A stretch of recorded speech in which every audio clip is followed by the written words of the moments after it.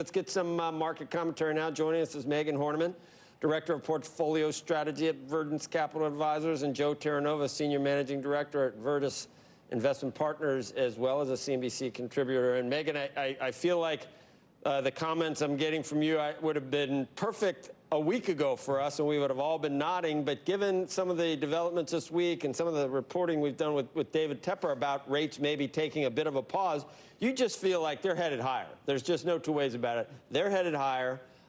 Technology is way too expensive. Maybe you buy some dips, but you better be careful even if you do that. Is that about right? Yeah, absolutely. And that's our long-term view, that rates are, and you mentioned it earlier, just way too low considering what we're looking for growth and even inflation over the next 12 to 24 months. But just this week, if you look at what may happen today, we saw what the ECB did. That was mentioned.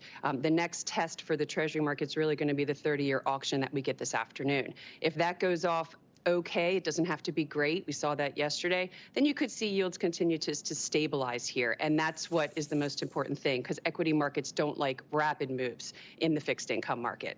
Right. Joe, I guess you always need to say near term, medium term, long term, talking about anything. And what's your view on do rates immediately start to go back up again near term? Well, we're basically normalizing society, and when you're normalizing society, you're also going to have to normalize risk assets from a 2020, which was clearly abnormal and saw such concentrated performance. So you're finally seeing ubiquitous performance throughout equity sectors. Yields could clearly, for a 10-year, move back towards where they were at the beginning of 2020, 1.92. But I would just encourage the viewers to look for diversified opportunities across all sectors. When you look at technology, you don't want the emerging growth story. You want the established growth story. The other day on the decline, I was able to enter into Alphabet. To me, that's an established growth story, which provides an opportunity. Megan, are you favoring value now? I guess if you think tech's way too expensive, that goes without saying.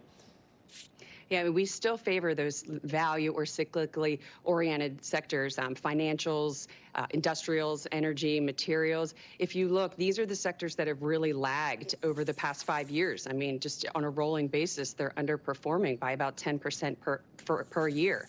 And we're looking for a multi-year acceleration in economic growth. That should definitely favor these sectors over those more expensive sectors like technology.